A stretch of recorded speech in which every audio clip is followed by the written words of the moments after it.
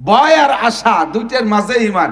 একসময় ভয়তে ভেঙে পড়ে, আবার একসময় ইবাদত বন্দেগী বা আল্লাহর রহমতের দিকে তাকাইয়া খুশিতে বুকটা ভরে ওঠে। এর নাম হলো ঈমান। এর নাম কি? একদল আছে শুধু ভয় পায়, আরে আল্লাহ এত গুনাহ করছি, এই কি আল্লাহ মাফ করতে পারে নাকি? মাফ যখন করবেই না তাহলে করতেই থাই, আকাম করতেই থাই। ওকে কপালে তওবা হয় না, বেশি ভয় পাই আবার বেঈমান হয়ে গেছে। আবার আরেক দল আছে, আওয়াল আজিজু মান আতবা নাফসাহু হাওয়াহা ওয়া তামান্না আলাল্লাহ। এদিক তাকান। আরেক দল আছে বেয়াকুব, আনাড়ি, কমবক্ত, পোড়া কপাইলে, হতভাগ্য, মনে যা খুশি তাই করে, মাঝে মাঝে 2 কেজি জিলাপি কিনে দেটা মিলাদ দিয়ে বেশতের আশায় বসে থাকে। তাই না? যে সবে বরাত আসতেছে, বাইরের থেকে টুল্লা একটা হুজুরের কাছে বিয়ে মারে, হুজুর ধরিয়েন, ক্যাশ ধরায় হুজুর দেয়, হুজুরের ধরাই দিয়ে কয় হুজুর আমার নামটা মিলাদ পড়ে দেন, আর আমার আব্বা আম্মা কোন জায়গায় আটকে গেছে, বেসতে জাতি বাড়তে জেনে না বাসে, 2 কেজি জিলাপি দিয়ে ওনাকে বেসতে পাঠাই দিয়ে। তো তুই কয় না, বলে বিড়ি খাচ্ছি। ও বিড়ি খাচ্ছে বাইরে থাইয়া, ও মসজিদে যাও, ওর বাপরা বেসতে ভাটাতে 2 কেজি জিলাপি পাঠাইতেছে। বেসতে যদি এত সহজ হতো, তাহলে এই বিটারা জীবনে সবকিছু বিসর্জন দিয়া 40-50 বছর বুখারীর হাদিসের মধ্যে 3টা বেতনে পড়ে থাকতো না, অত সস্তা হইলে। বেচতে যদি এত সস্তা হতো, তাহলে বছর গাড়ির দিন সারা রাত দাঁড়িয়ে দাঁড়িয়ে নামাজ পড়তো না। তোমার 2 কেজি জিলাপি দিয়ে বেচতে এত সস্তা। হুজুর বলে এরালা হাম্মক, এত বিশ্বাস করে ফেলাইছে, মানে তকদিরের পর বিশ্বাস। একজন তকদির আল্লাহ কয়, হুজুর আমি মানে মুফাসসাল পড়ি, আমার তকদিরের পর খুব গাঢ় বিশ্বাস হয়ে গেছে, এর কারণে ইবাদত বন্দেগী খুব একটা ইচ্ছা মতো করি না। তা কিরম তকদির পর বিশ্বাস হলো? কইছে অল কদরি খায়রিহি ওয়া শাররিহি মিনাল্লাহি তাআলা। ভালো মন্দ যা হয় সব আল্লাহর পক্ষ থেকে ফয়সালা হয়, উপরের থেকে যা না হয় তা কিচ্ছু আমার দ্বারা করা সম্ভব না। একটা গাছের পাতাও নড়ে না আল্লাহর বিনা হুকুমে। এই যে বিড়ি সিগারেট যা খাইটাই, এ আল্লাহ সব রুজিতে লেহে রাখছে বলে তো খাই। এই জায়গা আমার কি মাতুব্বারি আছে, আমার কি হাত আছে? কপালে নামাজ নাই, আল্লাহ লেখে না, এই জন্যই ভরি নিয়ে। এত কপালটা যদি বিশ্বাস করো, তা আসো কপাল আনো, 2টি জুতোর বাড়ি দেখাই চলে যাও। বিশ্বাস করো যে রুজিতে 2 জুতোর বাড়ি ছিল, কালাম ফিরে আবার সেই 2 ফেরত দাও কে? ওই পর্যন্ত বিশ্বাস করে চলে যাও নাকি? যে রুজিতে জুতোর বাড়ি ছিল, খাইয়ে চলে গেলাম, সে সময় দিয়ে আবার ওই 2 ফেরত দাও, ওই 2-র সাথে আরো 2 বাড়াই দাও, তাকে। এগুলো সব বেঈমানির লক্ষণ। إن عدة الشهور عند الله 12 شهرا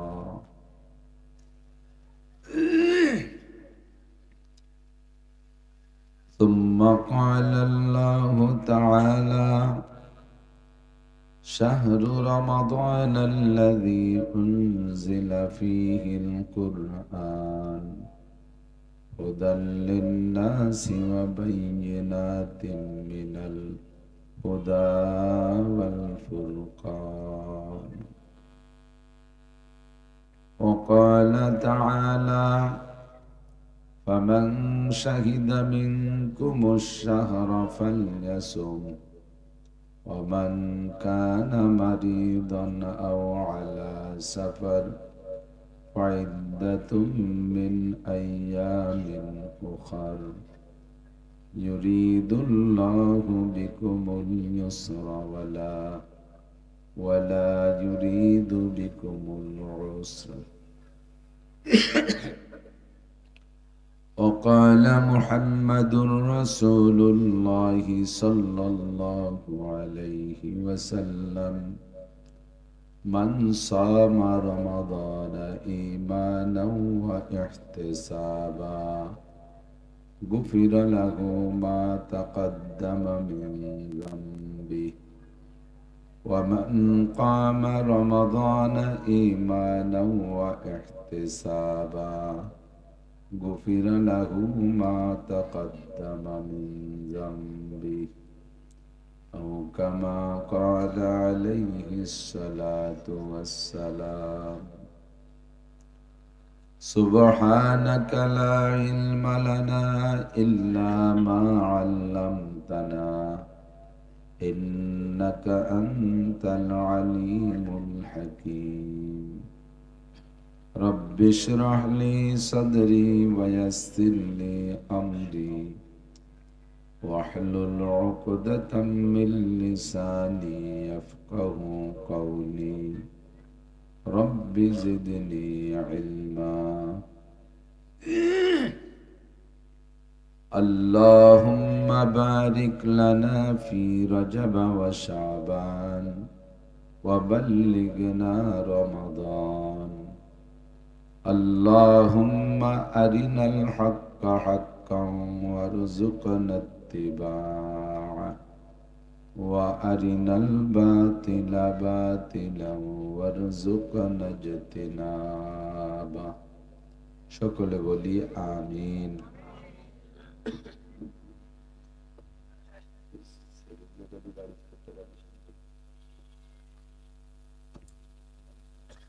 একটু দুরূদ শরীফ পড়ি। আল্লাহুম্মা সাল্লি আলা মুহাম্মাদিন ওয়া আলা আলি মুহাম্মাদ কামা সাল্লাইতা আলা ইব্রাহিম ওয়া আলা আলি ইব্রাহিম ইন্নাকা হামিদুম মাজিদ।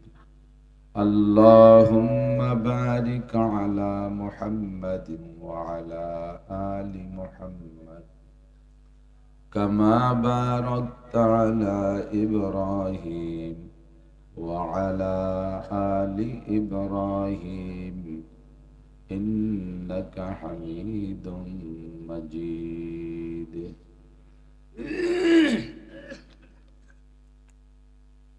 ঐতিহ্যবাহী গ্রাম বড় খাদিয়া মীরাপাড়া জামে মসজিদ ও কবরস্থান কমিটি সালতা ফরিদপুরের উদ্যোগে আয়োজিত বার্ষিক ওয়াজ মাহফিল ও দোয়ার মাহফিল। মাহফিলের সম্মানিত সভাপতি হযরতুল আল্লামা শাইখুল হাদিস আল্লামা ওয়াহিদুজ্জামান কাসেমি সাহেব হাফিজাহুল্লাহ। আজকের মাহফিলের প্রধান বক্তা হযরতুল আল্লাম হযরত মাওলানা আল্লামা ইয়াহিয়া মাহমুদ সাহেব দামাত বরকাতুহু।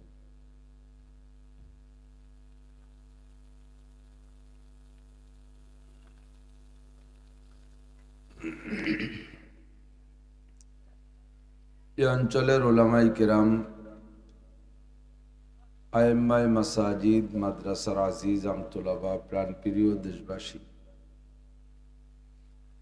অত্যন্ত দামি মাস শাবান মাস। শাবান মাসের জুমার দিনের পরে সপ্তাহের প্রথম রাত আল্লাহ পাক রব্বুল আলামিন মাগরিবের পরের এই মূল্যবান সময়ের মূল্য দিয়ে এই অঞ্চলের হাজারো লাখো মানুষের মধ্য থেকে বাছাই ছাঁটাই করে আমাদেরকে পছন্দ করে আগে আগে ডেকে নিয়ে আসছেন। ওয়াজ করা শোনার সুন্নতি টাইম ফজর বাদ আর মাগরিব বাদ, মাগরিবের পরের এই সুন্নতি টাইমের অনুসরণ করে আল্লাহ পাক আমাদেরকে আগে আসার বসার তৌফিক এনায়েত করেছেন। এই জন্য শুকর আদায় করে নেই আলহামদুলিল্লাহ।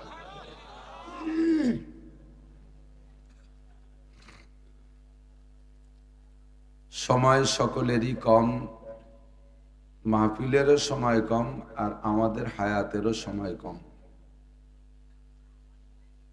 আল্লাহ পাক রব্বুল আলামিন মানুষকে অনেক কিছু জানতে সুযোগ করে দিয়েছেন, জ্ঞান দিয়েছেন, বুদ্ধি বিবেক বিবেচনা দিয়েছেন। যেই বিবেক দিয়ে জ্ঞান দিয়ে দুনিয়ায় যা ছিল না এরকম হাজারো জিনিস আবিষ্কার করেছে।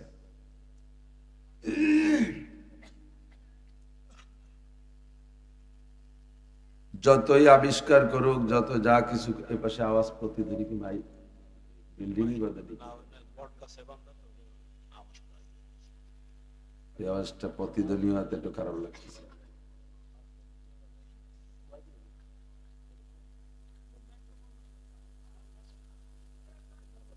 তো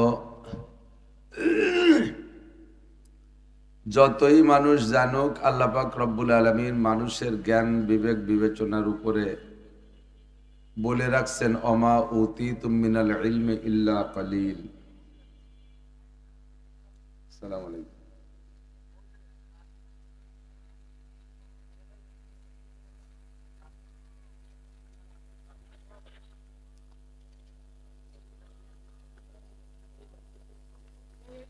তোমরা মাইক বানাও, লাইট বানাও, কারেন্ট বানাও, কম্পিউটার বানাও,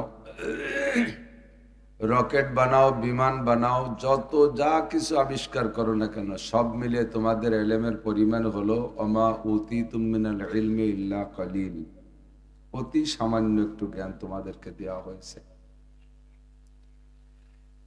সারা দুনিয়ায় যত পানি আছে সমস্ত পানির ভিতরে থেকে এক ফোঁটা পানি উঠাইলে এই এক ফোঁটা পরিমাণ পানি সম পরিমাণ হলো গোটা জগতের সমস্ত মানুষের ইলম আর জ্ঞান, আর সম্পূর্ণ সাগর সম পরিমাণ আল্লাহ পাক রব্বুল আলামিনের ইলম।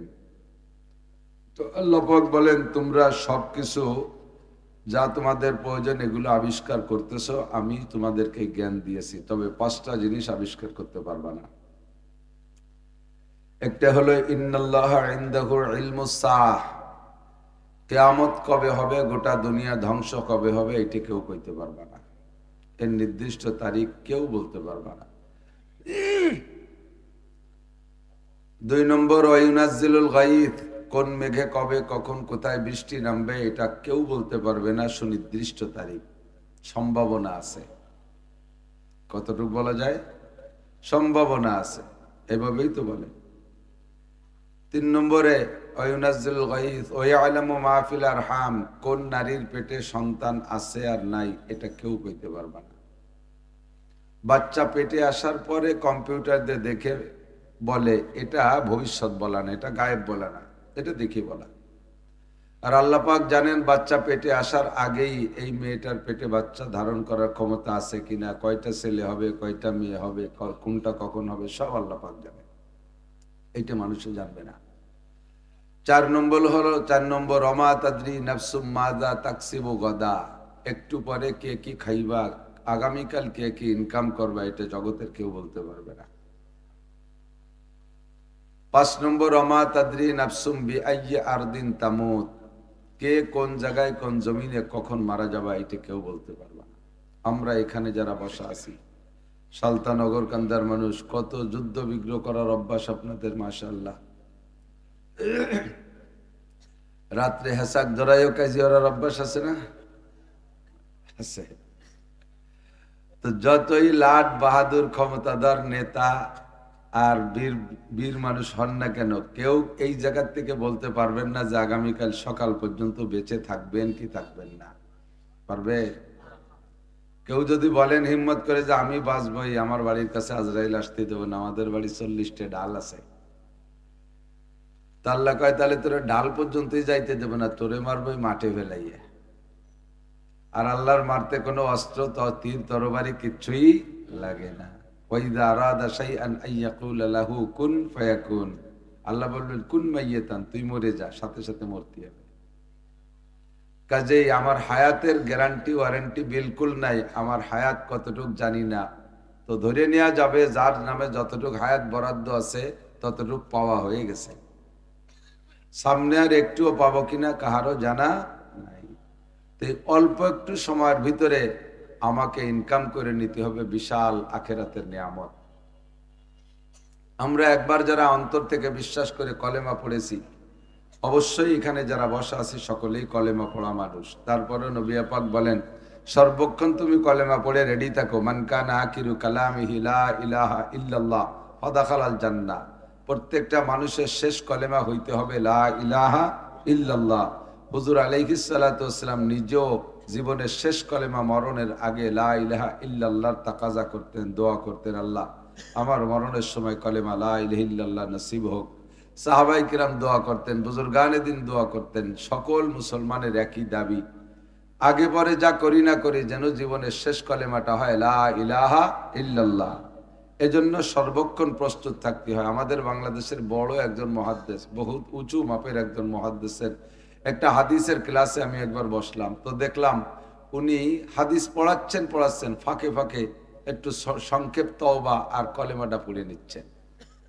সংক্ষেপ তওবা আস্তাগফিরুল্লাহ ওয়া আতুবু ইলাইহি, আস্তাগফিরুল্লাহ ওয়া আতুবু ইলাইহি। তওবাটা অন্তর থেকে করা থাকলে বিগতের সমস্ত গুনাহ মাফ। আর মরণের জন্য সঙ্গে সঙ্গে ইস্তেগফারের সাথে ছোট্ট করে কলেমা পড়েন লা ইলাহা ইল্লাল্লাহ, আস্তাগফিরুল্লাহ ওয়া আতুবু ইলাইহি, লা ইলাহা ইল্লাল্লাহ। এই কই আবার পড়ায়, আবার কিছুক্ষণ পড়ায়, আবার ফাঁকে একবার পড়ে নেয় আস্তাগফিরুল্লাহ ওয়া আতুবু ইলাইহি, লা ইলাহা ইল্লাল্লাহ। আমার যা ভুলচুক হয়ে গেছে ইস্তেগফারের মাধ্যমে আমি ক্ষমা চেয়ে নিলাম, আর সামনে মরণের জন্য আমি কলেমা পড়ে রেডি থাকলাম, লা ইলাহা ইল্লাল্লাহ। হাদিস পড়ানোর ভিতর দিয়ে মরণ হলেও মরণটা খারাপ না, ভালো মরণ। কোরআন পড়ানোর মধ্যে দিয়ে মরণ হলেও মরণটা ভালো মরণ। নামাজের মধ্যে মরণ হইলেও মরণটা ভালো মরণ। মসজিদের মধ্যে নামাজরত বা তাসবিহ তাহলিলরত অবস্থায় মরণ হয়ে গেলে মরণটা ভালো মরণ। তবে হুজুর যে কথাটা বলেছেন, মরণের আগে লা ইলাহা ইল্লাল্লাহ হওয়া সর্বশ্রেষ্ঠ ব্যাপার। এই জন্য উনি হাদিস কোরআন পড়ানোর ফাঁকে ফাঁকে লা ইলাহা ইল্লাল্লাহ পড়ে রেডি থাকেন। যদি এখনই চলে যেতে হয় তাহলে কোনো সমস্যা নেই। আমি কখন কোন জায়গায় মারা যাব আমি জানি না, আমার হায়াত একেবারেই কম, তো অল্প একটু হায়াতের ভিতরে আমাকে ইনকাম করতে হবে। কি আল্লাহ পাক রব্বুল আলামিন বলেছেন, নবী পাক বলেছেন, যে ব্যক্তি কলেমা পড়লো অন্তর থেকে লা ইলাহা, আরেকবার পড়ে নেই, লা ইলাহা ইল্লাল্লাহু মুহাম্মাদুর রাসূলুল্লাহ। কলেমা যারা বিশ্বাসের সাথে পড়েছি, তর্জমা তো জানি অবশ্যই, আল্লাহ ছাড়া কোনো মাবুদ নেই, আর আমাদের জন্য কিয়ামত পর্যন্ত সমস্ত মানুষের নবী মুহাম্মাদুর রাসূলুল্লাহ সাল্লাল্লাহু আলাইহি সাল্লাম। এই কলেমায় বিশ্বাস করে যারা কলেমা পড়ছে তার জন্য জান্নাত ওয়াজিব হয়ে গেছে। কাজে আপনারা যারা আমরা পড়লাম কলেমা, আপনারা জান্নাতে যাবেনই, এর মধ্যে কোনো সন্দেহ নেই। নিশ্চিত থাকেন এই ব্যাপারে যে অবশ্যই খোদার কসম দিয়ে বলবো আপনারা সবাই জান্নাতি। এমনি আকাম কুকাম যা করছেন এর কারণে একটু আকশোটে বাড়ি দুড়ি কিছু খাওয়া লাগতে পারে, সেটা ভিন্ন, তবে জান্নাতে যাবেন এর মধ্যে সন্দেহ নাই। কলেমার বদৌলতে জান্নাতে যাবেনই, কোনো সন্দেহ নাই। তো জান্নাতে যাবেন এই কলেমার দ্বারা পাইলেন কি? জান্নাতের ভিতরেই দুনিয়া সমপরিমাণ, কমপক্ষে সবচাইতে গরিব জান্নাতি, যে ছোট জান্নাতি, যার জান্নাতের পরিমাণ ছোট হবে, সেই দুনিয়ার মতো 10 দুনিয়া সমপরিমাণ জায়গা পেয়ে গেছেন। কলেমা পড়ার সাথে সাথে আপনার নামে এত বড় এক দাগ জমি দলিল হয়ে গেছে, এ নিয়ে কোনো চিন্তা নাই। রেকর্ড পর্চা, SARS BRS CS সব কমপ্লিট। এর জন্য 33 ধারার মামলাও করা লাগবে না, বটরা মামলাও করা লাগবে না। যত বড় জমি ভাগে পাইলাম, পেয়ে গেলাম, ছেলে মেয়ের টুকবার কোন পাশে আলাদা দেয়া লাগেনি, কেউ যার যারটা সেই পাবে। কিন্তু জমিটা হলো ফাঁকা। জমি কি ফাঁকা, একেবারে চিটিয়াল ময়দান। পিএস লাগানোর আগে যেমন ফাঁকা সাদা ছিল, এইরকম ফাঁকা জমি, কোথাও কোনো একটা গাছপালা দুগলো মুগলো কিচ্ছু নেই। এখন ওর ভিতরে আপনার যা যা দরকার ওটা এখান থেকে কামাই করে নিতে হবে। ওই ফাঁকা জমিতে আপনার বিল্ডিং এর দরকার, এখান থেকে বানাতে হবে। ওর মধ্যে গাছপালা দরকার, এখান থেকে বানাবেন। ওর মধ্যে নদ নদী খাল বিলের দরকার, পুকুরের দরকার, সব এখান থেকে বানাই নিতে হবে। তো কিভাবে বানাবেন? এক একটা আমলের ওসিলায় আল্লাহ তাআলা এক এক প্রকার নিয়ামত ওর মধ্যে দান করবেন। একবার বলি সুবহানাল্লাহ। এর দ্বারা গাছপালা লাগানো হচ্ছে, বলেন আলহামদুলিল্লাহ। এই গাছ আরো বাড়তে তালে আছে, আল্লাহু আকবার। এটাও জান্নাতের মধ্যে গাছ লাগানোর তাসবিহ, এগুলো গাছের বীজ।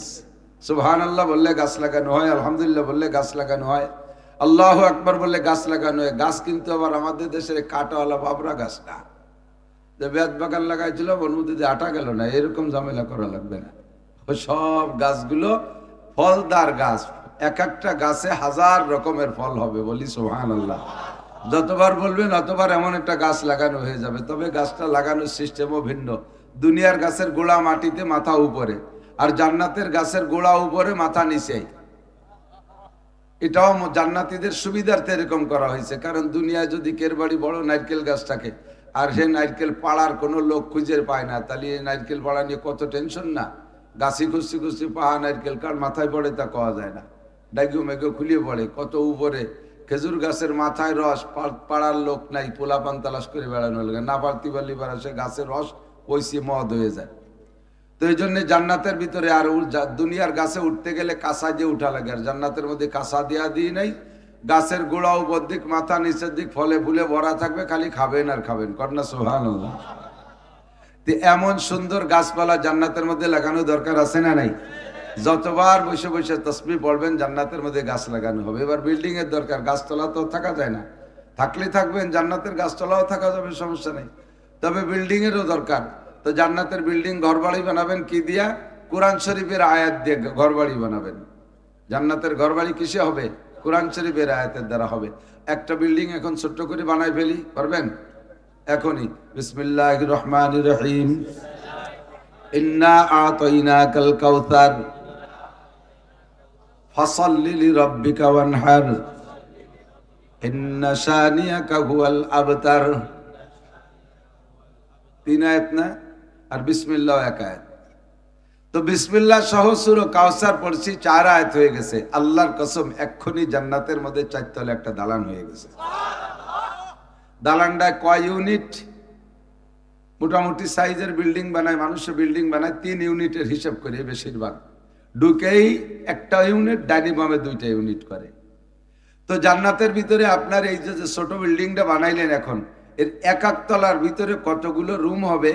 আপনার দুনিয়ায় যত আপনজন মহব্বতের মানুষ, মা বাপ, দাদা দাদি, নানা নানি, শ্বশুর শাশুড়ি, আত্মীয় স্বজন, পাড়া প্রতিবেশী, নাতি নাতকুরো, ভাই বোন, ভাবি সাবি যা আছে, উস্তাদ শাগরেদ, পীর মোর্শেদ, ছাত্র ছাত্র ভাই, কর্মজীবনের সাথীরা, যাদের সাথে জীবনে একদিনও কোনো জায়গায় বসে বসে খুশি খুশি চা খাই করছেন, এই সব মানুষ যদি জান্নাতি হয় আর ওরা যদি আপনার জান্নাতে বেড়াইতে আসে, 1 তলার ভিতরে যে রুম হবে প্রত্যেকটা আলাদা আলাদা রুম দেওয়ার বড় রুম থেকে যাবে।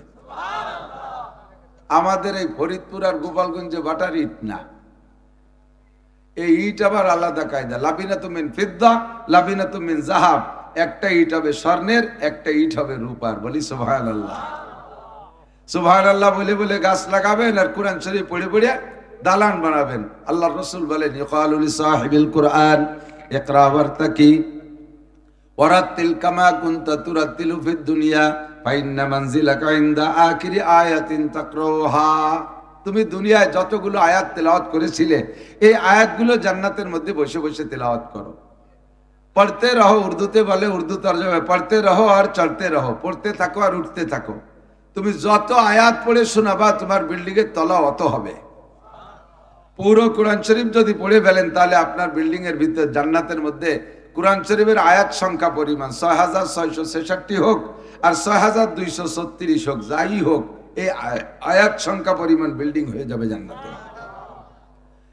এবার আপনি ওই বিল্ডিং এ উঠবেন, বিল্ডিং এর কোনো সিঁড়িও নাই, লিফটও নাই। এত উপরের বিল্ডিং এ উঁচু তলায় কিভাবে উঠবেন? ওই কোরআন শরীফ হবে আপনার সাথী, কোরআন শরীফ আপনার সাথে থাকবে। যে নম্বর তালায় উঠবেন ওই নম্বর আয়াতটা পড়বেন আর ওই আয়াতে আপনাকে সেই তালায় পৌঁছাই দেবে। কথাগুলো একেবারে কেমন যেন ভাও গল্প গল্প মনে আসছে। দুনিয়ার এত টাকাতে সিঁড়ি বানায়, রানিং সিঁড়ি, অটো সিঁড়ি, কারেন্টের সিঁড়ি, তাই কয়েকদিন পর নষ্ট হয়ে যায়। আর এই জায়গা বিনি সিঁড়িতে এত তালা জ্বালানি উঠবো। এজন্য আল্লাহ পাক বলেন, আদাতুল ইবাদিয়াস সালিহিন মা লা আইনুন রাআত ওয়ালা উযুনুন সামিআত ওয়ালা খাতার আলা কলবি বাশার। আমি আমার নেককার ইমানদার পরহেজগার বান্দা বান্দীদের জন্য জান্নাতের মধ্যে এমন নিয়ামত তৈরি করে রেখেছি যা জীবনে কোনোদিন চোখে দেখো নাই। ওয়ালা উযুনুন সামিআত, কোনো কানও তার বর্ণনা শুনে নাই। ওয়ালা খাতার আলা কলবি বাশার। যদি উলামায়ে কিরাম জান্নাতের আংশিক বিবরণ তোমাদেরকে বলে, তোমাদের মেনে নিতেও কষ্ট হবে। কি বলে এত সুন্দর কিভাবে হয়, এত সুন্দর কিভাবে হয়? যেমন ছোট্ট একটা হাদিসে আছে, আল্লাহর নবী বলেন, জান্নাতের ভিতরে পুরুষদেরকে প্রথম দিন যেদিন জান্নাতে যাবে, প্রথম যেদিন জান্নাতে ঢুকবেন ওই দিন একজন পুরুষকে 72 জন করে স্ত্রী হুর দেওয়া হবে। কতজন? এই বাসালাকে কম হয়ে গেছে, সুবহানাল্লাহ কইলি। কম যদি হয় তাহলে প্রত্যেক মাসে আবার 1000 করে বিয়ে করবা। প্রত্যেক মাসে 1000 করে বিয়ে করার অনুমতি থাকবে। এই স্ত্রীরা যত গুণ আছে সব গুণ বর্ণনা করে শেষ করা যাবে না। ছোট্ট একটা বৈশিষ্ট্য তাদের মুখের লালা হবে এত মিঠা। লাউ বাদাকাত ফিল বাহরি লাকানাত আহলা মিনাল আসাল। জান্নাতি হুররা যদি দুনিয়ায় আইসা জিহ্বা থেকে 1 ফোঁটা লালা দুনিয়ার কোনো পানিতে ফেলে দিত, সারা দুনিয়ার পানি মধুর চাইতে মিঠা হয়ে যাইত। আপনারা মোমেন মুসলমান বিদায় কথা বিশ্বাস করে সুবহানাল্লাহ বলে ফেলাইছেন। যদি একে প্রতিবাদের সুরে আপনি প্রশ্ন করতে চান তাহলে আপনার কাছে কঠিন প্রশ্ন আছে।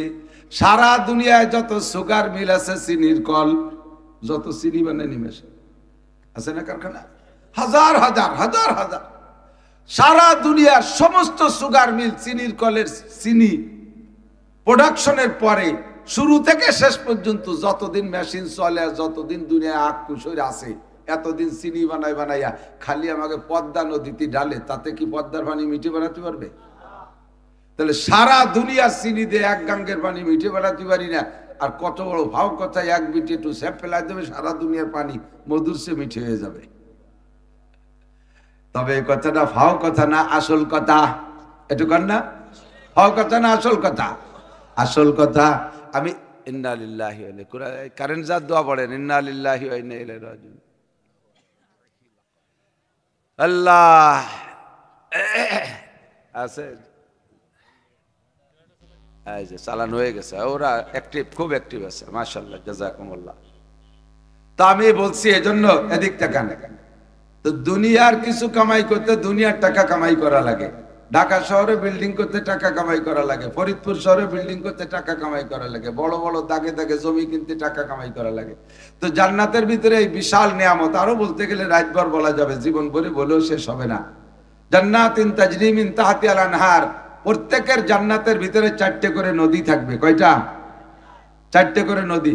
এই কথাগুলো বলার জন্য আল্লাহ নবীকে আল্লাহ পাক হুকুম করেছেন, এবং নবীর এই সিফাতও, ইয়া আইয়ুহান নাবিয়্যু ইন্না আরসালনাকা শাহিদাও ওয়া মুবাশশিরা ওয়া নাযীরা, হে নবী আপনাকে উম্মতের জন্য সত্য সাক্ষ্যদাতা হিসেবে এবং আপনাকে সুসংবাদদাতা হিসেবে পাঠিয়েছি। এই জাতীয় সুসংবাদ বর্ণনা দেওয়া, জান্নাতের বর্ণনা বিশ্লেষণ করা, কিছু জানা থাকলে সেগুলো বলা, এটাও বয়ানের একটা মজমুনের ভিতরে আল্লাহ পাকই অর্ডার করেছেন। এই জন্য যে বোঝে সে খোঁজে।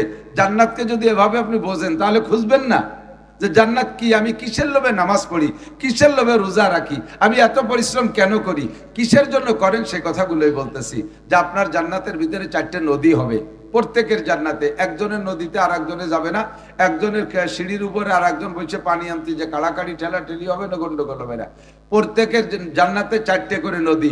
1 নম্বরে পিওর পানির নদী, মা আন তহুরা, যে পানির সিফাত আল্লাহ নিজে বলেছেন, মা আন তহুরা, পবিত্র পানি, যে পানির ভিতরে আর্সেনিক নাই, আয়রন নাই, লবণ নাই, কোনো গন্ধ নাই, কোনো ভেজাল নাই, 100% পিওর পানি হবে।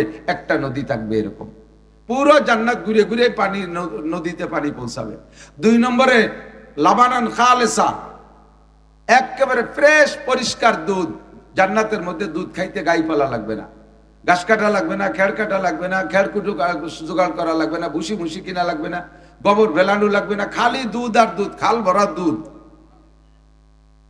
কষ্ট পাচ্ছেন নাকি? যে এত দুধ খাবো কোন জায়গা, ব্যাস পইবা কোন জায়গা? আপনার বেচা লাগবে না, বেচবেন কার কাছে? যার কাছে বেচবেন তারও এক গান আছে, বলেন না সুবহানাল্লাহ। 3 নম্বরে আসালাম মুসাফফা, ফ্রেশ পিওর মধুর নদী। মধু জান্নাতি নিয়ামত, মধু কি জান্নাতি নিয়ামত। 4 নম্বরে শারবাতান সায়গাল লিশারিবিন, কলিজা ঠান্ডা করার মতো শরবতের একটা নদী হবে। খাবেন, শরবতের মধ্যে ডুবোবেন, দুধের নদীর ভিতরে গোসল করবেন, কেউ ঠেকাবে না। এই যে বিশাল জান্নাত, এটা কামাই করতে হবে কোন জায়গা থেকে? আর দুনিয়া মাজরাতুল আখিরা, দুনিয়া হলো আখিরাতের ক্ষেত। এখান থেকে কামাই করে যাবেন, কামাই করে যাবেন এখান থেকে। বিশাল জান্নাত, জান্নাতীদেরকে জান্নাতের ডান পাশে ঢুকাই দিবে, জাহান্নামীদেরকে জাহান্নামের ভিতরে ঢুকাই দেবে বাছাই করে হাসরের মাঠে। বাছাইটা হবে আল্লাহর কথা খেয়াল করি। আল্লাহ পাক বলবেন, আমতাজুল ইয়াউমা আইয়ুহাল মুজরিমুন, দুনিয়ায় যারা আমাকে আল্লাহ বলে স্বীকার করিস নাই, আমার ইবাদত বন্দেগী করিস নাই, দেবদেবীর পূজা পাঠ করেছিস, আমাকে আল্লাহ বলে মানিস নাই, আমতাজু, এই মাঠে বসে থাকতে পারবি না, বের হয় এখান থেকে। আমতাজু, বের হ, থাকবি না। সব কাফেরদেরকে বাছাই করে বের করে ফি নারি জাহান্নামা খালিদিনা ফিহা আবাদা। একজন জাহান্নামী কাফেরের কাছে আল্লাহ পাক নামাজ, রোজা, হজ, যাকাত, ফরজ, ওয়াজিব, সুন্নাত, মুস্তাহাব, তাবলীগ, চরমুনাই, মসজিদ, মাদ্রাসা, তিলাওয়াত, জিকির, ফিকির কিচ্ছু জিজ্ঞাসা করবে না। ওরা বিনা হিসাবে জাহান্নামী, ওরা বিনা হিসাবে জাহান্নামী। আর জান্নাতীদের ভিতরে আল্লাহ ক্লাসিফিকেশন করবেন। প্রথম 7 গুণের মানুষকে আল্লাহ তাআলা বাছাই করে বিনা হিসাবে জান্নাতে দেবে। 1 নম্বরে ন্যায়পরায়ণ বাদশা, 2 নম্বরে ওই যুবক যার যুবক যুবতী যার যৌবনকালটা ইবাদতের মধ্যে অতিবাহিত করেছে, মনে যা চাই হয়েছে তাই করে নাই, নামাজের মধ্যে কাটাইছে, যৌবনকালকে তাহাজ্জুদের মধ্যে কাটাইলো, যৌবনকালকে গুনাহ থেকে ফিরানোর মধ্যে কাটাইলো, গান বাজনা কনসার্ট আবাদাবার মধ্যে যায় নাই, 14ই ফেব্রুয়ারির আনন্দ উৎসব থেকে নিজেকে বিরত রেখেছে, পয়লা বৈশাখের পান্তা ইলিশের থেকে নিজেকে ফিরে রাখছে, 31st নাইটের নোংরামি থেকে নিজেকে বাঁচায় রাখছে, জারি যাত্রা করসা গাজীর গান গুণযাত্রা থেকে নিজেকে ফিরে রাখছে, টেলিভিশন আর ফেসবুক মদ গাঁজা বা ফেন্সিডিল হিরোইন সব আকাম কুকাম থেকে যুবক নিজেকে ফিরে রাখছে, যুবতী মহিলা পরপুরুষের সাথে প্রেম আলোচনার থেকে নিজেকে বিরত রেখেছে। এই যুবক আর যুবতী 2 নম্বর মেহমান আরশে আজিমের নিচায়। বিনা হিসাবি এদের কাছে নামাজ রোজা হজ যাকাত কিচ্ছু জিজ্ঞাসা হবে না। 1 নম্বর প্রথম কাতারে আরশে আজিমের নিচে আগে তারা বসবে, এরপরে সেখান থেকে জান্নাতে যাবে। 3 নম্বরে রাজুলুন কলবুহু মুআল্লাকুম বিল মসজিদ ইযা খারাজা মিনহু হাত্তা ইয়াউদা ইলাইহি, যেই পুরুষের অন্তরটা মসজিদের সাথে লাগানো থাকে, 1 ওয়াক্ত নামাজ পড়া পিছনের দিকে ফিরে যায়, 1 ওয়াক্ত নামাজ পড়ে পিছনের দিকে বাড়ির দিকে যায়, আর মসজিদের দিকে ফিরে ফিরে তাকায়, আবার কখন আজান হবে, আবার আমি আসব মসজিদে, কাজ কামে হাত দেয়, কাজে আজান দিকে কানটা খাড়া করা থাকে, ওই আজান হওয়ার সঙ্গে মসজিদে চলে আসে। এই যুবক, এই পুরুষ যারা আছে, তো পুরুষের কথা যেহেতু রজুলুন শব্দ আছে, মহিলারা কি এই জায়গা থেকে বঞ্চিত না? মহিলারাও বঞ্চিত না। মহিলারা মসজিদে যাবে না, তবে তারা জায়নামাজে নামাজ পড়বে ঘরে, জায়নামাজটা তুলে রাখার সময় আবার অন্তরটা রাখবে মসজিদের দিকে, মুয়াজ্জিন কখন আজান দেয় আবার আমি জায়নামাজে চলে আসব। এই নারী আর পুরুষ বিনা হিসাবে জান্নাতি। একটু বলি না সুবহানাল্লাহ। ওয়ারাজুলুন যাকারাল্লাহ খালিয়ান ফাফাযাত আইনা, হাসরের মাঠ থেকে বিনা হিসাবে যাদেরকে আল্লাহ পাক আরশে আজিমের নিচে বসাইয়া বিনা হিসাবে জান্নাতে দেবে।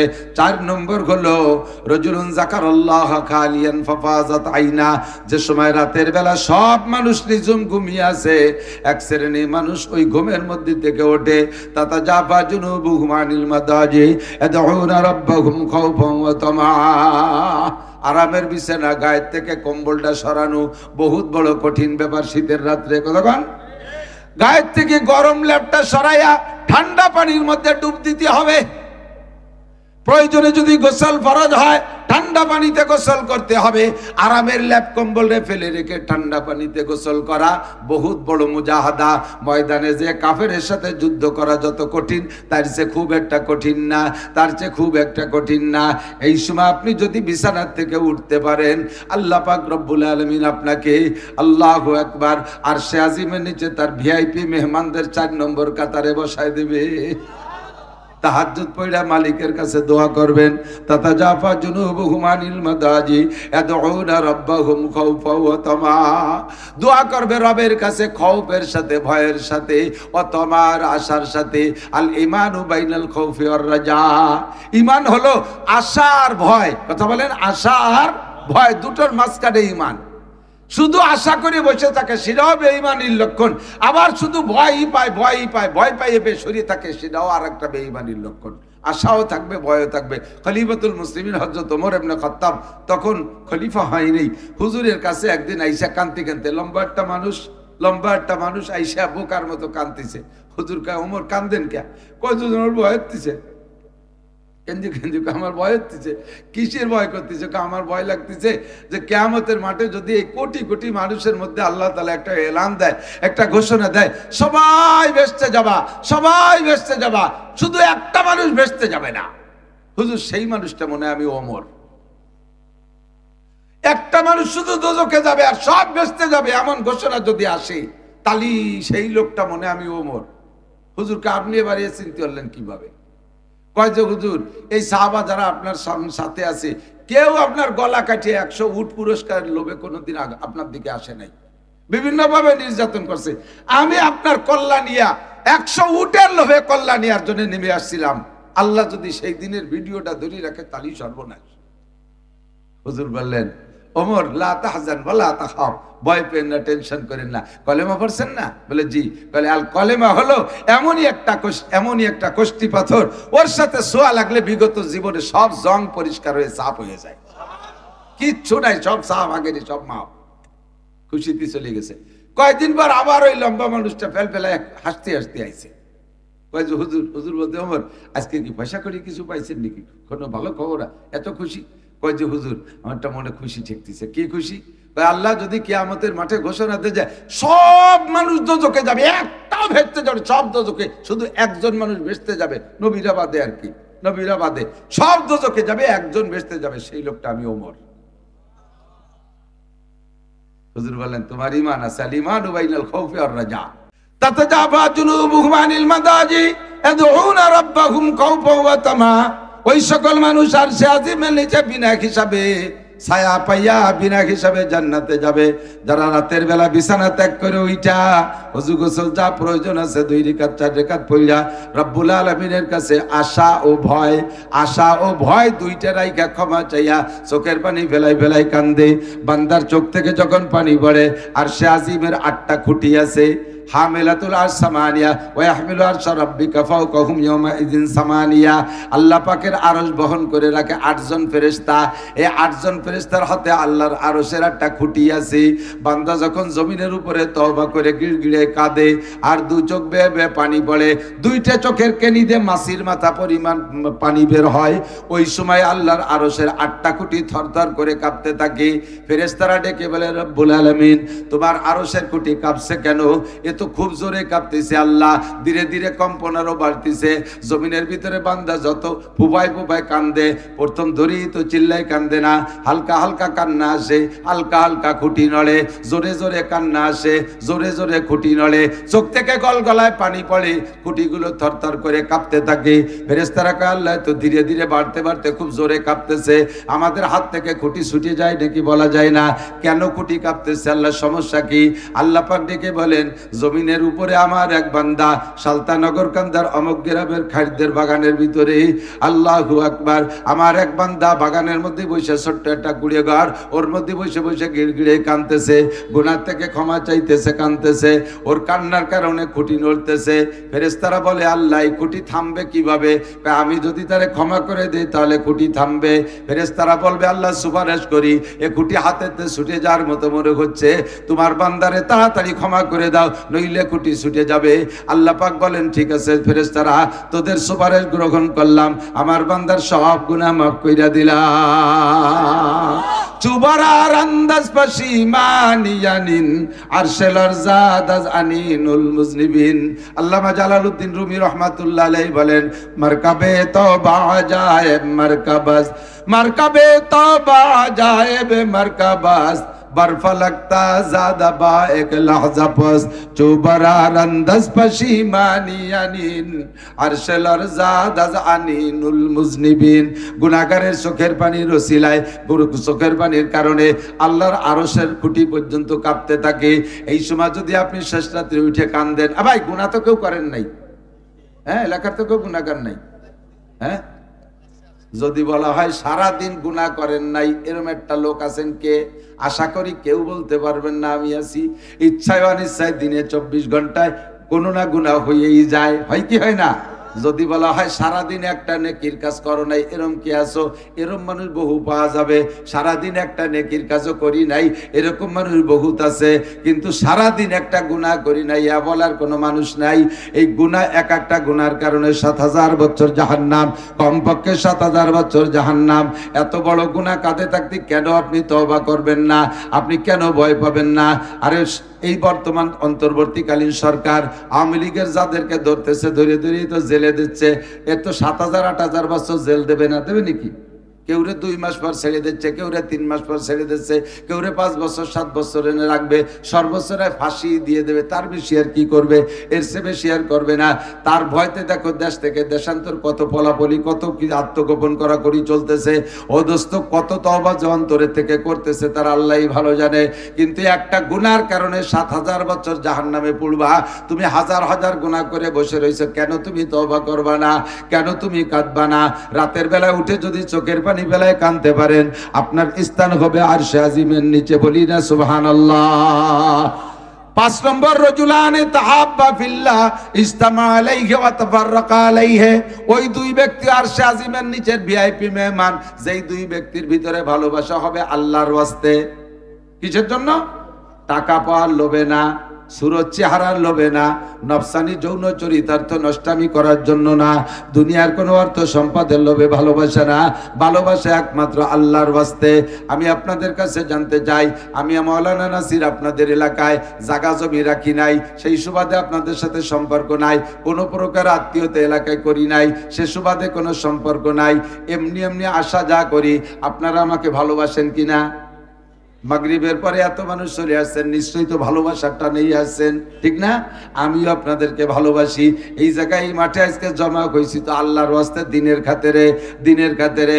কাজে আমরা আপনারা এই দুই দলের মানুষই আরশে আজিমের নিচে জায়গা পাবো ইনশাআল্লাহ। তবলিগি যে দেখবেন 14 পুরীর 14 জন, ফরিদপুরের একজন, শরিয়তপুরি একজন, মাদারীপুরি একজন, রংপুরি একজন, দিনাজপুরি একজন, সৈয়দপুরীর একজন, এইরকম 14 পুরীর 14 জন দিয়ে এক জামাত। মাত্র একটা চিল্লে দিয়ে ঘুরে আইসা কাকরাইল এসে, কাকরাইল থেকে যখন যার যার বাড়ির দিকে যায়, বিচ্ছিন্ন হয়ে যায়, কেমন যেন ভাই মরা শোকের মতো গলা জড়াই ধরে কাঁদতে থাকে। তবলিগি যারা গেছেন তারা দু একজন সাক্ষী দেন, কথা সত্য না মিথ্যা? আরে গলা জড়াই ধরে কান্দেন। এই জায়গা যে 14 পুরীর 14 জন এক জায়গা হয়েছিলেন, কি ছেলে মেয়ে বিয়ে দেওয়ার জন্য, ব্যবসা বাণিজ্যের জন্য, জায়গা জমি কেনার জন্য। একজনের চেহারার পর আর একজন আশেক হয়ে গেছেন নাকি ও জায়গা। ও জায়গা 14 পুরীর 14 জন, 12 পুরীর 12 জন, 12 পুরীর 13 জন, এর সাথে আগের কোনো সম্পর্ক নাই। ও জায়গা যাওয়ার পরে এমন একটা ভালোবাসা হয়েছে, এই ভালোবাসাটা একমাত্র দিনের খাতেরে। এক জায়গা হয়েছিলেন দিনের জন্য, আবার কাকরাইলে এসে বিচ্ছিন্ন হচ্ছেন দিনের জন্য। দিনের জন্য বিচ্ছিন্ন দুইটা তর্জমায় দিক তাকান। একটা হলো এক জায়গা হয়েছিলাম দিন শিখা এবং শেখানোর জন্য, এবার এক জায়গা সারা জীবন থাকলে তো দিন ছড়াবে না। কাজে কাজে কাকরাইলে এসে আবার 12 জন 12 জায়গা চলে গেছি। দোস্ত তুমি যাও তোমার মহল্লায় কাজ করো, আমি যাই আমার মহল্লায় কাজ করি। এই হলো দিনের জন্য বিচ্ছিন্ন। আর একটা হলো দিনের জন্য বিচ্ছিন্ন, তার তর্জমা হলো যে দুইজনের ভালোবাসা আছে দিনদারির কারণে, যখন একজনের মধ্যে দিন দেখবো না তখন তার থেকে বিচ্ছিন্ন হয়ে যাব।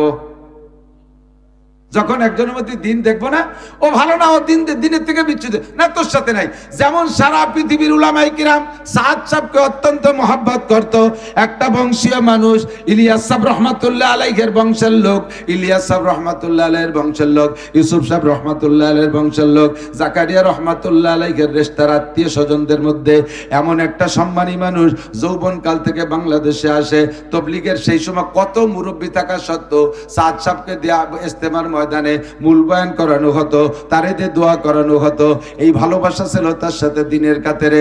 যখনই সাদ সাহেব দিন থেকে বিচ্যুত হয়ে গেছে, নবী রাসূলের সমালোচনা শুরু করছে, ধর্মের ভিতরে মারাত্মক মারাত্মক আঘাত করা শুরু করছে, সেই সাদ সাহেব সেই চেহারায় সেই জায়গায় আছে।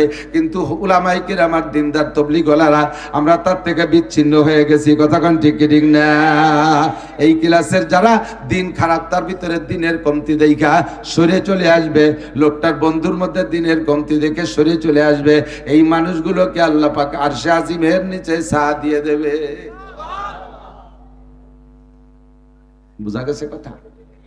এ যুবক, তুমি এক যুবকের সাথে বন্ধুত্বতা করেছো, ও যুবক নামাজ পড়ে, তুমিও পড়ো, সেও তবলিগে যায়, তুমিও যাও, সেও দাড়ি রাখে, তুমিও দাড়ি রাখো, সেও মসজিদে যায়, তুমিও মসজিদে যাও, সেও টুপি দাড়ি পাগড়িওয়ালা, তুমিও টুপি দাড়ি পাগড়িওয়ালা। তার এইটা দেখে তুমি তারে ভালোবেসে বেলাইছো।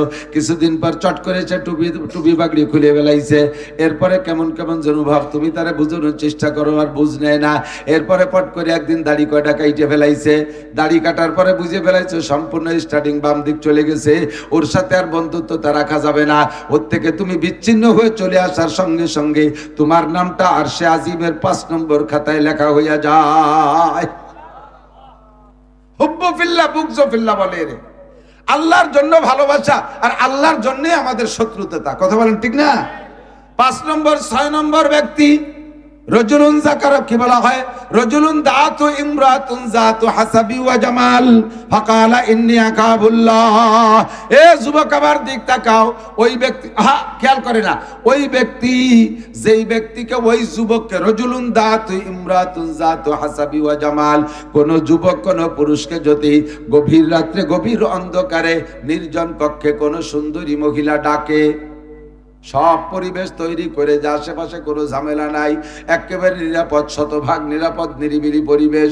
সুন্দরী একটা যুবতী, টকবকে যুবক, যৌবনের একটা যুবকরে যদি ডাকে আর বলে ভাই তুমিও যা চাও, তোমার যৌবনের চাহিদা আমারও যৌবনের চাহিদা, উইদাউট ইন্টারেস্ট, জাগতিক কোনো পয়সা করি লেনদেন নাই, ফি সাবিলিল্লাহ তুমি তোমার জরুরত মিটাইয়া যাও, তোমার চাহিদা পূরণ করো, এমন সুযোগ দিয়ে যদি কোনো যুবতী মহিলা কোনো যুবকরে ডাকে, এই মুহূর্তে তার ইমান বাঁচানো সবচেয়ে কঠিন। রাস্তায় 1 কোটি টাকার বস্তা ফেলানো বইছো, রাতের অন্ধকারে লাথি দিয়ে বস্তাটারে খালের নিচে ফেলাই দিয়ে চলে আসলে আসতে পারো, পরের টাকা আমি হজম করতে পারবো না, নেব না। আরে হজম করতে পারলেও পরের টাকা আমি নেব না। কোটি টাকার বস্তারে লাথি মেরে ফেলে চলে আসতে পারো, কিন্তু একটা সুন্দরী যুবতী এরকম পরিবেশ তৈরি করে যদি প্রস্তাব দেয়, ও জায়গা থেকে ইমান বাঁচায় আসা বড় কঠিন। এই যুবক যদি সে জায়গা বলতে পারো, ও বোন তুইও আল্লাহরে ভয় পা, আমিও আল্লাহকে ভয় পাই, ইন্নী আখাফুল্লাহ, মোটেই সম্ভব না, আদৌ সম্ভব না, আমি আল্লাহকে ভয় পাই, আমি আল্লাহকে ভয় পাই, এই বলে যদি তুমি ঈমান বাঁচায় আসতে পারো, দুনিয়ার কিছুক্ষণের শান্তিকে লাথি মাইরা যদি তুমি আল্লাহকে ভয় পেয়ে বেঁচে আসতে পারো, যুবক তোমার মর্যাদা কত জানো?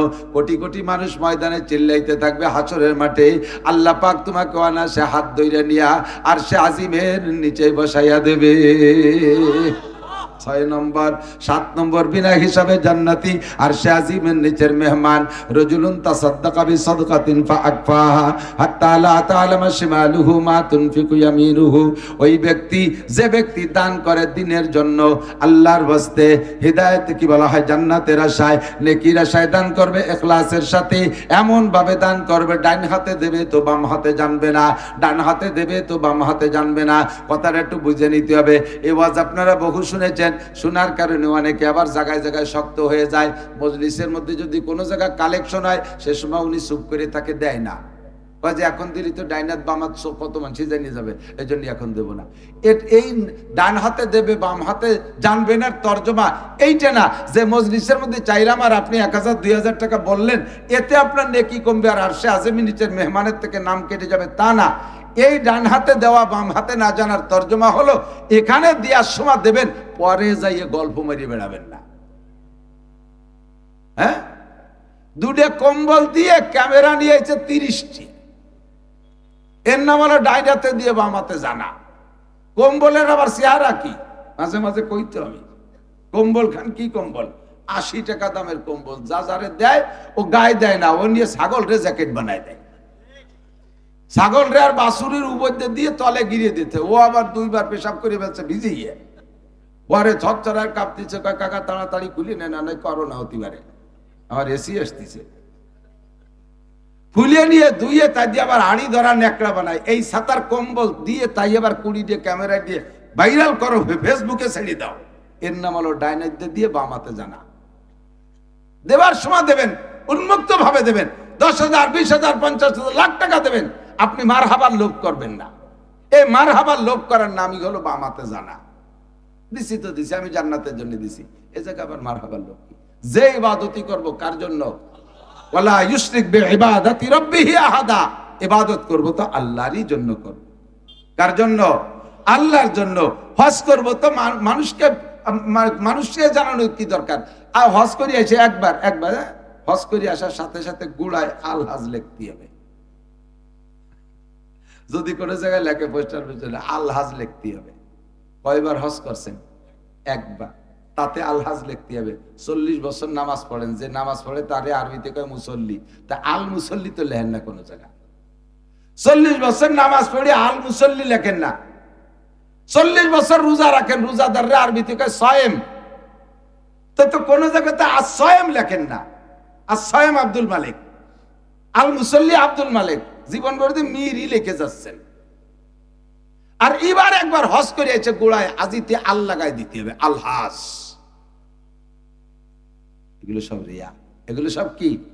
যাহা করিবা ইবাদত। এই কথার তর্জমা হলো যে কোন ইবাদত মানুষ দেখানোর জন্য নয়, মানুষের প্রশংসার জন্য নয়। আমি মাওলানা নাসির ওয়াজ করতেছি, আমার এই ওয়াজটার দ্বারা হাজারো মানুষ হিদায়াত পাচ্ছে, আল্লাহর রহমতে হাজার মানুষ নামাজি হয়েছে, দাড়িওয়ালা হয়েছে, তবলিগি যাচ্ছে, ফায়দা পেয়ে যাচ্ছে। কিন্তু এর পিছনে আমার সমস্যা, আমি যদি ওয়াজের পরে প্রশংসার লোভ করি, তাহলে আমার সব শেষ। আপনারা ইহুদা বিহি ওহুয়া লা ইয়াহতাদি, আমার হজের দ্বারা আপনারা হিদায়াত পাবেন, আমি হিদায়াত পাবো না। আমি মুশকিলে আছি। বেরোয় যাওয়ার সময় কান খাড়া রাখি, দেখি আজকে হজের প্রতিক্রিয়া কি আসে। যদি কেউ কাজ না অন্য দিনের মতো হইনি, মন খারাপ এই ব্যস্ত বেড়ার তল দিবার ওই তাড়াতাড়ি গাড়ি ছাড় দিলে ওরা যাচ্ছে না, মানে হজের প্রশংসা হয়নি।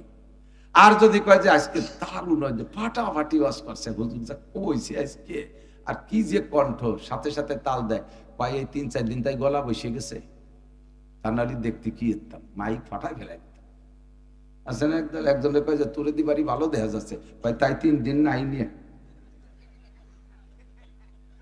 তোরে খুব ভালো দেখা যাচ্ছে, তাতেই যা ভালো দেখা যাচ্ছে তাই তো তুমি প্রশংসা করলে। আর যদি গোসল হতাম তাই 3 দিন নাই নিয়ে নালি ভরা তালি কিরম দেখা যেত। এই যে সমস্ত প্রশংসার লোক, এইগুলোরই ওই কথার ভিতরে আসছে যে রাজুলুন তাসাদ্দাকা বিসাদাকাতিন ফাআকফাহা, দান করছে গোপন রাখছে, হাত্তা লা তাআলামা শিমালুহু মা তুনফিকু ইয়ামিনু। তাবলীগে 3 চিল্লে দিয়েছে, নিসাবি চিল্লে দিয়েছে, চৌরাস্তায় চার দোকানে বসে বসে গল্প মারে। মিয়া তাবলীগ তো করো, নিসাবি চিল্লে দাও, এ বেটা কোনোদিন মিস করে না। তুমি যাও, মিস করো না, তোমার লাভ। তাই না গল্প দাও কে কতক্ষণ দেখছি মসজিদে কি রাখি দেয়, এ বিটার চাইতে বেশি আর কেউ দেয় না। দাও তুমি আখিরাতের জন্য, এ বিটা কইবার কলার জানো কে? যা দেশো সব শেষ, যা দেশো সব শেষ।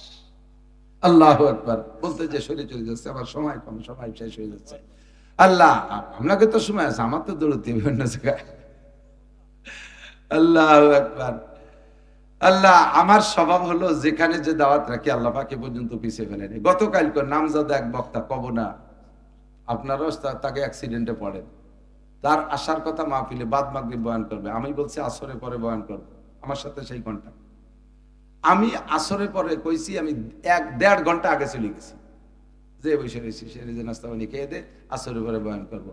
মাগরিবের পরে সেই বড় বক্তা ওয়াজ করবে, সে ফোন করে জানাইছে আমি আসবো না। কেন আসবে না? এমনি আসবো না, এমনি আসবে না, তাই আসলোই না। পরে তারা হাতে পায়ে ধরে কান্নাকাটি করতেছে, হুজুর ওনার টাইমটা যদি কেউ না থাকে তাহলে আর মাইর খেতে হবে না। আমার কাছে সে বিনয়ের সাথে বলা পরে আমি বললাম ঠিক আছে থাকলাম। মাগরিবে আসরের পরে আর একজন এলাকার কেউ যদি কথা বলে, মাগরিবের পরে তাদের সেই কভার দিয়ে আসছি। এরপরে আসছি মধুখালী, তারপরে গেছি এবার রাজবাড়ি। এক রাত্রে এত দৌড়ে কোনো জায়গা পিছিয়ে পড়িনি আল্লাহর রহমতে। রাজবাড়ি এলাকায় বলছি 12টায় যাবো, 12:15টায় পৌঁছে গেছি। একে কইছি 9:30টায় আসবো, 9:30, 9:30টায় পৌঁছে গেছি। আমি আপনাদের এখানে মাগরিব বাদ বয়ান করবো, মাগরিবের আগে চলে আসছি। আবার যেখানে কথা আছে সে জায়গা আমি 20 মিনিট আধা ঘন্টা আগে যাবো। আপনাদের সাথে তালে ভরি আমি এই জায়গা সবটুক ডালি দিই, ওই জায়গা দাবল খাবো, ওর মধ্যে আমি নেই। আমি উম্মতের কাছে মরিদ হতে রাজি না, আপনারা আমার কাছে মরিদ হতে হবে। যতটুক হয় ততটুক নিতে রাজি আছেন না ইনশাআল্লাহ? ইন্না ইদ্দাতা শুহুরি ইনদাল্লাহি 12 শাহর, আমি আয়াত পড়ছি এটা, এর সাথে 2-4টে কথা দিক তাকান। আরবিতে 12 মাস, কয় মাস? ইংরেজিতে কয় মাস? বাংলায়ও বিশ্বে অনেক জায়গা অনেক আঞ্চলিক ক্যালেন্ডার আছে, অনেক ক্যালেন্ডার আছে, শুধু এই 3টেই সারা দুনিয়া না। আমাদের বাংলা এলাকায় বাংলা ক্যালেন্ডারটা চলে, বৈশাখ, জ্যৈষ্ঠ, আষাঢ়, শ্রাবণ, ভাদ্র এভাবে।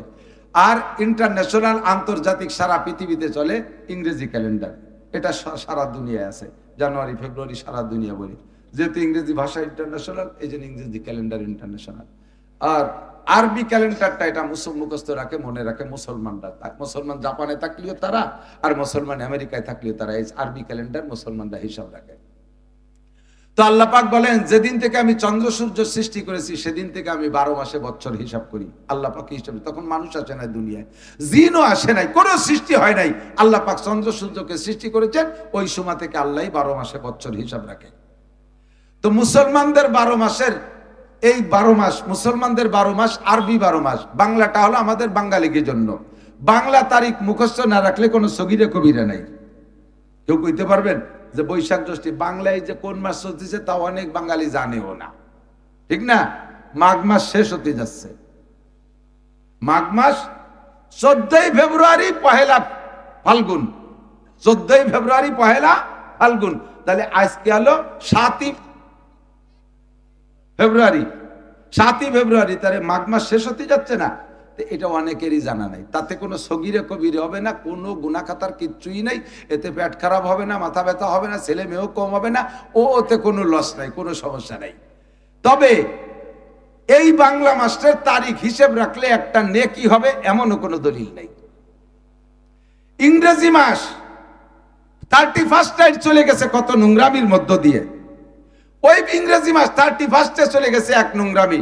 আবার আস্তে আস্তে এই চলতেছে ফেব্রুয়ারি, 14 ফেব্রুয়ারি আরো সারা দুনিয়া জুড়ে আরেকটা নোংরামি চলবে। হাজার হাজার লক্ষ লক্ষ জেনা হবে 14 ফেব্রুয়ারিতে। বিগত হইছে, সামনে হবে, এইভাবে ভবিষ্যৎবাণী বলছে, নইলে ভবিষ্যৎ বলা যায় না। তবে আশা করি এবছর বাংলাদেশে একটু খাটো হয়ে যাবে ইনশাআল্লাহ, কারণ 14 ফেব্রুয়ারি দিবাগত রাত এবার শবে বরাত, বলেন না আলহামদুলিল্লাহ। তাহলে যে আকাম পার্টি ওই বেড়ায়, কমপক্ষে তারা ইবাদত না করলেও খানিকটা হলিও চাইপে যাবে, খানিকটা হলিও চাইপা যাবে। তো বাংলা ইংরেজি তারিখ মুখস্থ না রাখলে কোনো সগীরা কবিরে নাই, মুখস্থ রাখলেও কোনো নেকি নাই। আরবি মাসের মাসগুলো মুখস্থ রাখা সুন্নতে মুআক্কাদায়ে কিফায়া, আর এর তারিখও মুখস্থ রাখা সুন্নতে মুআক্কাদায়ে কিফায়া, যার সাথে আমাদের মুসলমানদের অনেক ইবাদত সম্পৃক্ত, ঠিক কি না? শবে বরাত কোন মাসে? 34 মাসে, ফেব্রুয়ারি মাসে, জানুয়ারি মাসে, শাবান মাসে। কি মাসে? এ শাবান মাস। আষাঢ় মাসেও যদি শাবান হয় তাহলে আষাঢ়ে, পুষ মাসে শাবান হলিও পুষে, ঠিক না? শাবান মাস যে জায়গা যাবে সেই জায়গা 14 শাবান আমাদের শবে বরাত, ঠিক কি না? রোজা হয় কি মাসে? কথা কয় না। 34 মাসে, ফাল্গুন মাসে, ফেব্রুয়ারি মাসে, রমজান মাসে। কি মাস? রমজান মাস। তাহলে আমাদের বড় ইবাদত আরবি মাসের সাথে সম্পৃক্ত, ঠিক তো? ঈদ উল ফিতর কোন মাসে? রমজানের শেষে না, শাওয়ালের শুরুতেই। রমজানের শেষ করলে হলে রমজান একটু থাকতে ঈদ পড়ি বেলানো লাগে, ওদের ঈদের রমজানের কিচ্ছু নাই। চাঁদ উঠার পরের থেকেই শুরু হয়েছে শাওয়াল মাস। ঈদুল ফিতর শাওয়াল মাসে, ঈদুল আজহা জিলহজ মাসে, হজ হয় জিলহজ মাসে, কুরবানি হয় জিলহজ মাসে, রোজা হয় রমজান মাসে, তারাবি হয় রমজান মাসে, শবে কদর হয় রমজান মাসে, ঠিক কি ঠিক না? শবে বরাত হয় শাবান মাসে, শবে মেরাজ হয় রজব মাসে, সব আরবি মাসের সাথে মিল করা। আশুরা হয় মুহররম মাসে, আশুরা মুহররম মাসে, হজ হয় আশুরুল হজ সালাসা, সব আরবি মাসের সাথে মিল করা। গত মাস থেকে নিয়ে পরপর 7টা মাস একের পর এক দামি। গত মাস গেছে দামি আমার নবী, আপনার নবী, বিশ্ব নবী মুহাম্মদুর রাসূলুল্লাহ সাল্লাল্লাহু আলাইহি ওয়াসাল্লামকে আল্লাহ পাক রজব মাসের 26 রজব দিবাগত রাত আরশে আজিম পর্যন্ত নিয়ে গিয়েছিলেন জান্নাতি পরিবহনে চড়াইয়া। এরপরে সেখানে 5 ওয়াক্ত নামাজ আমাদের জন্য হাদিয়া দিয়া, সূরা বাকারার শেষ 2 আয়াত নাজিল করে নবী পাককে শিক্ষা দিয়া আবার দুনিয়ায় পাঠিয়েছিলেন। এই জন্য রজব মাস দামি। আর চলতি মাসের নাম শাবান মাস। 14 শাবান দিবাগত রাত আহলে সুন্নাত ওয়াল জামাতের আকীদা, আমাদের উলামায়ে হকদের আকীদা এবং 4 মাযহাবের ইমামদের অধিকাংশ রায় হলো এই 14 শাবান দিবাগত রাত, রাতটা বড় বরকতি রাত, রাতটা বড় ইবাদতের রাত, রাতটা বড় দামি রাত। নবী পাক নিজেই বলেন কুমু লাইলাহা ওয়া সুমু ইয়াওমাহা। এদিক টাকান এদিক, এই জায়গা একটু খেয়াল করবেন না, মোটে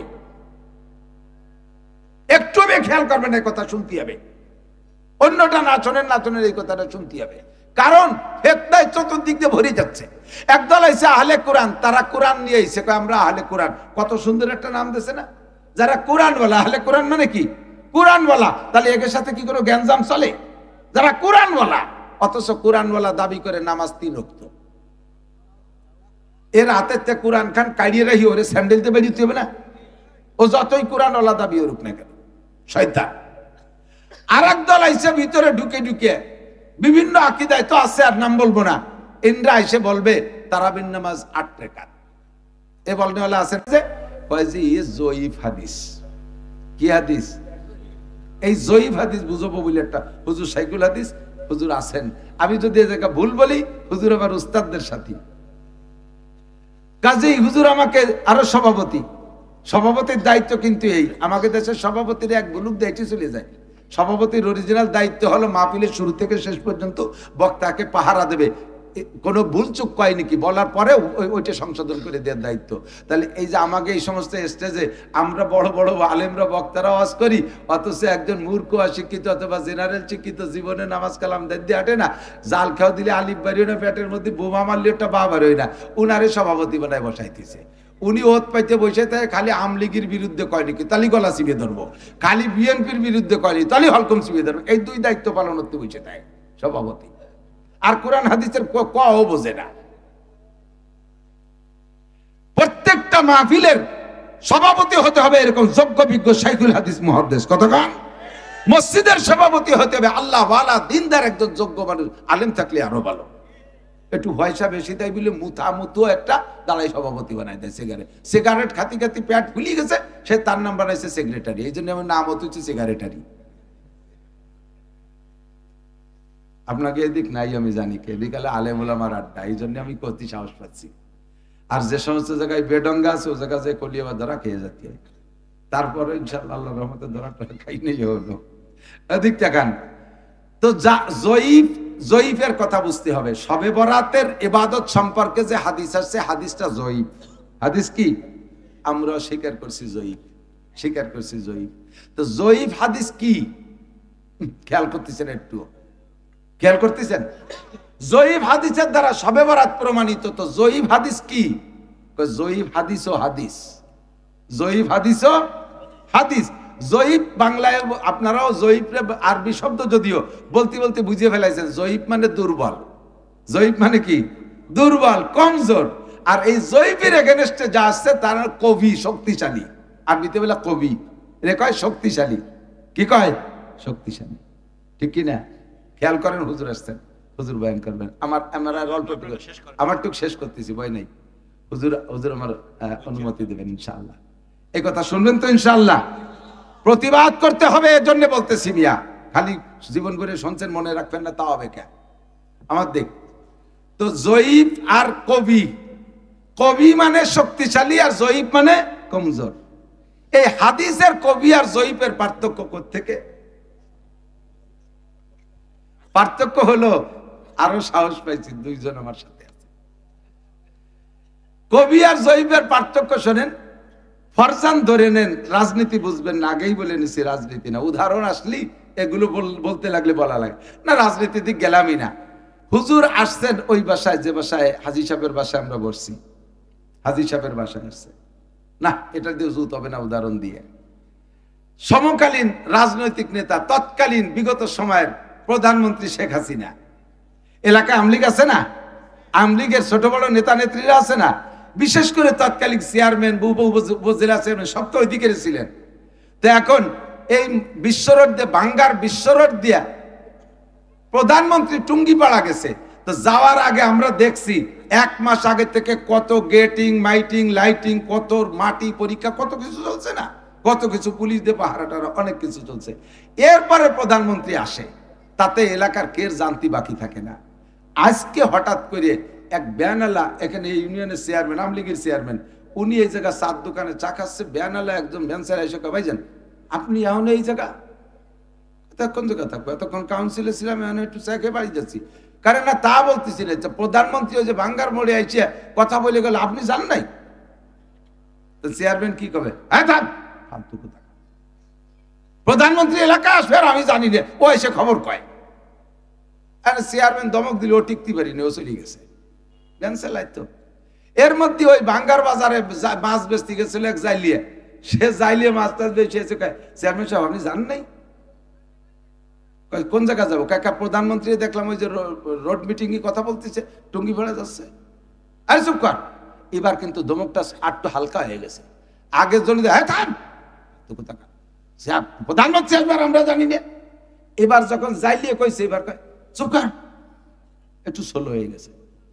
ওরে দমকায় তাড়াই দেওয়ার পরে একজন মেথর ওই বেসতে কোদাল, মানে ওই যে পায়খানাটাকে সাফ করে কোদাল গাড়ি বালতি একটা হাতে, ও আইসে কয় যে এই তো মাত্র চলে গেল। আরে আপনি এখন আপনি যে আর পাবেন না। কারে? কয় যে প্রধানমন্ত্রী যে চলে গেল, এখন আর কথা কয় না। তিন দুর্বল। কয় দুর্বল? তিন দুর্বল। ভ্যান চালাইনি এক দুর্বল, তারপরে জাইলি এক দুর্বল, মেথর এক দুর্বল। তিন দুর্বলে যখন একই কথা কইছে, এখন চেয়ারম্যান সাহেব ফোন দিচ্ছে ওই জায়গা, ওই এটারে ওই জায়গার নেতা একজন রে, সুবান ভাইরে ফোন দিছে। সুবান ভাই সত্যি কি প্রধানমন্ত্রী এসেছিল? আর একেবারে না কইয়াই পেছতে যে চলে গেল, না কইয়া এসে চলে গেছে। এখন এই তিন দুর্বল বলছে যে প্রধানমন্ত্রী আসছে, তাতে কি ওই জায়গায় প্রধানমন্ত্রী আসা হয়নি? ওই নেই আসা না, ব্যান্সারা নিলে কইছে উনি আসলেও আসা হয়নি, কোদাল কুবাই নিয়ে কইছে উনি আসলেও আসা হয়নি, তাই বলবেন? প্রধানমন্ত্রী আসছেই বলছে, খবর দেশে কারা? 3 দুর্বল। একটা দুর্বল একটা খবর যদি 1 দুর্বল 2 দুর্বল 3 দুর্বলে বলে, তখন আর দুর্বল থাকে না, তখন সেটা শক্তিশালী হয়ে যায়। কথা বোঝেন নাই? তো হাদিস জয়ীফ কথা ঠিক আছে, কিন্তু জয়ীফ বলে এই কারণে আবু বকর কই নেই, ওমর কই নেই রাদিয়াল্লাহু তাআলা আনহুমা, উসমান বলে নাই, আলী বলে নাই, তালহা জুবায়ের বলেন নাই, ধরে নেন এরকম এরকম বড়রা যারা আছে শক্তিশালী, ইন্দ্রা কেউ বলে নাই, বলছে দুর্বল 2-3 সাহাবী এক একজন করে বলছেন। দুর্বলতার বিভিন্ন কারণ আছে, সব কারণ তো আপনাদের বলে পারা যাবে না, আমি শুধু উদাহরণ দেওয়ার জন্য বলছি। এখন একই কথা যদি 3 দুর্বলে বলে, তখন কি দুর্বল থাকে? কুমু লাইলাহা সুমু ইয়ামাহা, রাত্রে জাগে ইবাদত করো, দিনের বেলা রোজা রাখো। 3 দুর্বলে বলছে, এখন আর দুর্বল থাকে না। আমাদের মুহাদ্দিসিনে কিরামদের রায় এরকম দুর্বল হাদিসের পর আমল করা সহি আছে, এবং এজন্য আমল করতে হবে। তবে আমলটা কি? রাত্রে জাগে ইবাদত করবেন, দিনের বেলা রোজা রাখবেন। বোঝেন কথা? বোঝেন? রাত্রে জাগিয়া ইবাদত আল্লাহর কাছে, রাত্রে জাগে বলে রোজা রাখবেন ভাই, রাত্রে জাগে ইবাদত আর দিনের বেলা রোজা। কি জিনিসটা কি, বিষয়টা কি? সারা রাত চাইবেন আল্লাহর কাছে। আল্লাহ পাক হাদিসে আসছে, আল্লাহ নবী বলেন, আল্লাহ তাআলা আয়েশা ডাকতে তালে দেখে, আলা মুস্তাগফিরিন, কে আছিস গুনাহগার চলে আয়, আলা মুস্তারজিকিন, কে আছিস অভাবী চলে আয়, আলা মুস্তাশফিন, কে আছিস অসুস্থ চলে আয়, ফাওয়াফি, আমি তোরে সুস্থ করে দেব, আলা কাজা আলা কাজা, এরকম এরকম সব বলে আল্লাহ ডাকতে তালে থাকে। আপনিও আল্লাহর কাছে চাইছেন, আল্লাহও দিতে চাচ্ছে। এরপরে সারা রাত চাইতে কান্দে কেটে দিনের বেলা রোজা রাখবেন, সন্ধ্যাকালে ইফতার করবেন। ইফতারি সামনে নিয়ে দোয়া করলে দোয়া কবুল হয়। কথা এবার বোঝেন? এই শবে বরাতের কোন জায়গা হালুয়া খাতে হবে, রুটি খাতে হবে, গরু মারতে হবে, পোল্ট্রি মারতে হবে, এ কোনো জায়গা নাই। এই শবে বরাতটা উপলক্ষে না খাওয়া, কান্নাকাটি আর না খাওয়ার দিন সেম কোয়ালিটি। এদিক থাকেন, বিগত দেখছি তো সরকারদের সময়, এই আওয়ামী লীগ সরকারের সময় এক সময় দেখলাম মাস্টাররা ধর্মঘট করছে, মনে আছে নাকি? প্রাইমারি মাস্টার যারা ছিলেন তারা, মাস্টাররা, টোটাল মাস্টাররা ধর্মঘট করছে। এ বাড়াতে হবে, ও বাড়াতে হবে, সে বাড়াতে হবে, কতদিন পর্যন্ত এই মোনাজাত করিয়ে যাচ্ছে। তা মোটে প্রধানমন্ত্রী মোনাজাত কবুল করেই না।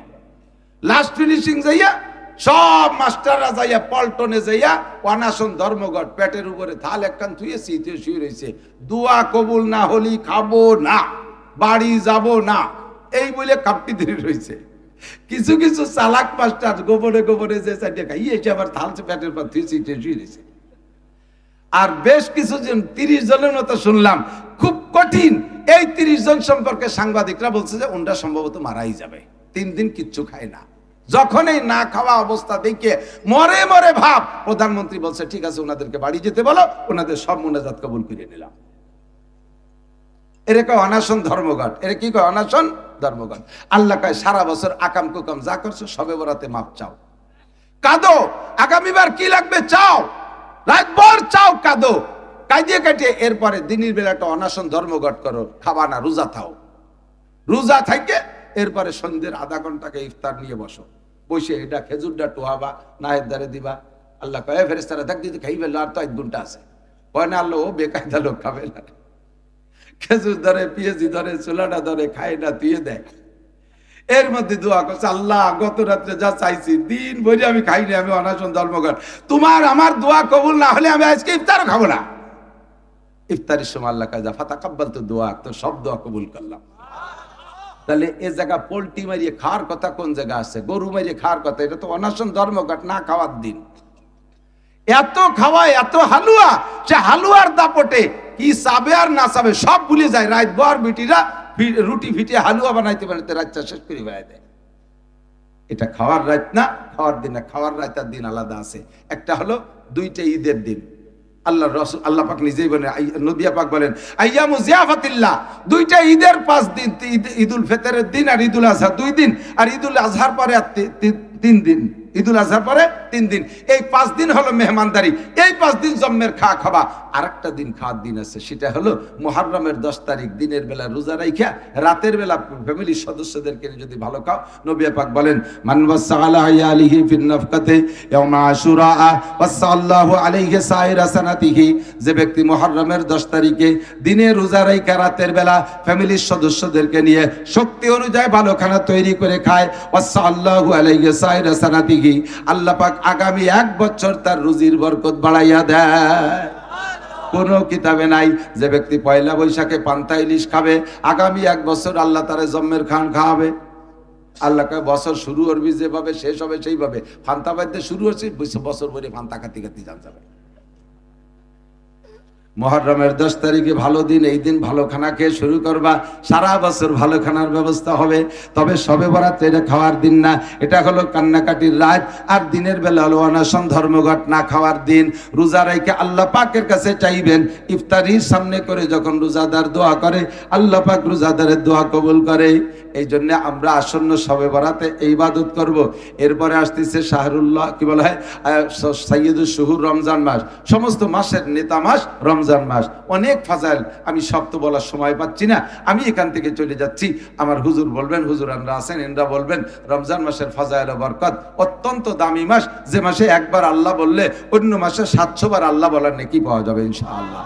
যে মাসে 1 খতম কোরআন শরীফ পড়লে অন্য মাসে 70 থেকে 700 খতম পর্যন্ত কোরআন শরীফ পড়ার নেকি আল্লাহ তাআলা দান করবেন। আমরা আজকে ঈশার নামাজটা বা জামাত এই ময়দানে আদায় করব। রাজি আছেন? কারা কারা রাজি আছেন? একটু ঈশার নামাজ এখানে পড়বো। সত্যি অনেকে হাত উঠেই নেই, চিন্তা আছে যাবো হলো বাদাম খাতি, কালি কালি হাত উঠবো কেন না। আজকের এই বড় জামাতে এখানে জামাত হবে, ঠিক আছে ইনশাআল্লাহ। এরপরে ওলামায়ে কিরাম বয়ান করবেন, সকলে শুনবেন। আল্লাহ তাআলা আমাদের বুঝার আমল করবেন। একবার নড়াচড়া নাই, একবারে নামাজ হবে। হুজুর এখনই কথা বলবেন, অনেক সুন্দর হয়েছে, এটা বেশি সুন্দর হয়েছে। বলেন আলহামদুলিল্লাহ। সবাই বসে, কেউ আগে আকবারি একা একা নামাজ পড়তে যান না, বড় জামাতে নামাজ পড়বেন শেষে। সুবহানাল্লাহ বিহামদিহি, সুবহানাল্লাহিল আযীম, সুবহানাকাল্লাহুম্মা বিহামদিকা।